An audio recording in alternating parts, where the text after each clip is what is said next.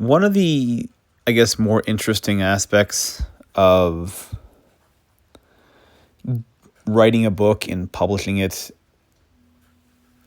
is that amongst your small circle, your kind of, your friends, your family, and that next, kind of periphery, right? The friends of your friends, the extended family, the people that are just kind of out of your regular social circle. They will often, at least what I've found, basically, they tend to find out about your work some weeks, months, whatever, after it's out, and will often reach out to you saying, "Hey, I enjoyed it," or just offering a little bit of like "Oh wow, I didn't know you wrote a book. Maybe I'll have to check it out."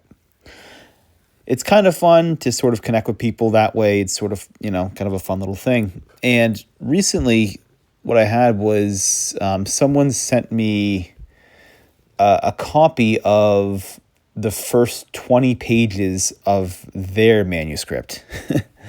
They basically sent me a quick text just saying, "Hey, listen, I read your book. I really like it. And hey, I want to send you the first 20 pages of mine. Let me know what you think of my work."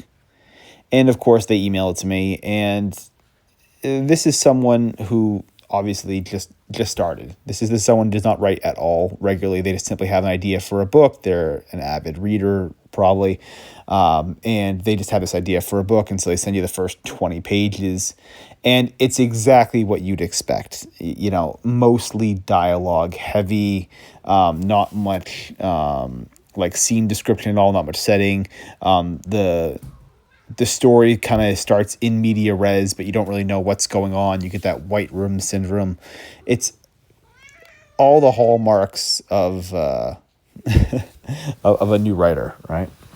And so, anyways, I went through it, and I just kind of, gave them a little bit of feedback, a little bit of comments.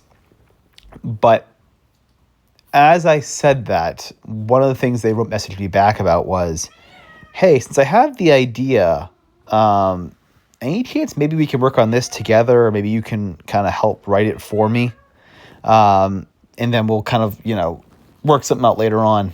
In effect, they want me basically to ghostwrite an entire book just off an idea they have. It's funny. It's funny because I think we've all been there. We've all experienced. I think anyone who's written for a while has probably experienced this before. Has experienced the idea of the sort of concept of, "Hey, I've got the idea. You're the writer. You're the talent. Let's write. Write for me." And there's a fundamental misunderstanding that the public doesn't have, and to be honest, I think even writers that are in their first couple of years don't seem to understand, which is the idea is cheap. Ideas do not matter at all. What matters is the talent of your prose, your ability to convey an idea. That's what matters.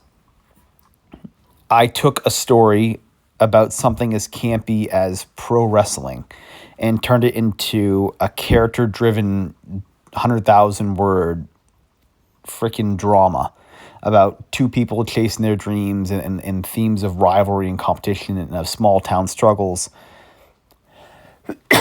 off just the premise of pro wrestling, the most campy subject there is.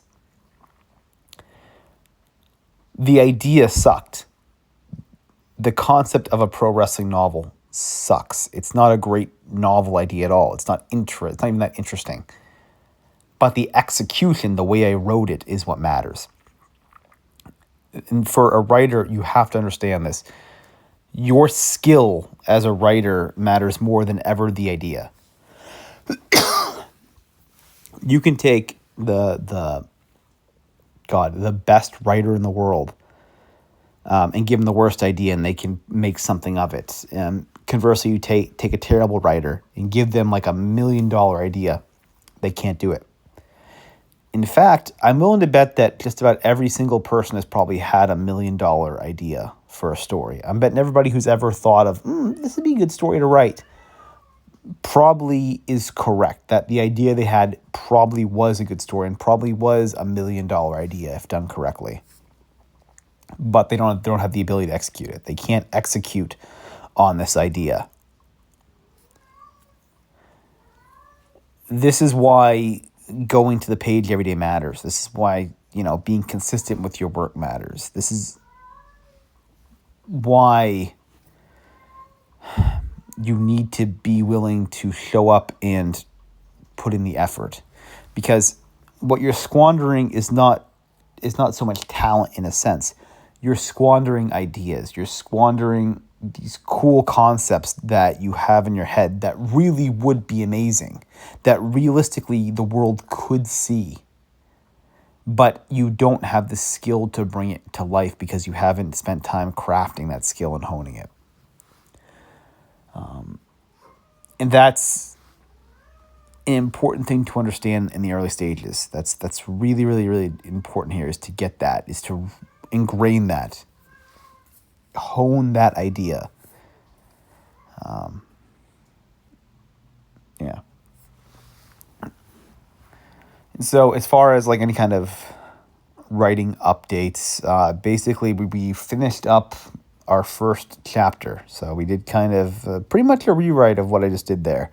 There was just where I started, we did kind of a rewrite, took a lot of things out, kept some things in, but we're moving forward here. We're getting to know the characters a little better. We're just kind of going through the motions again. This is very early on. It's all a mess. It's all terrible. And I hate, and 90% of the time I hate what I'm doing.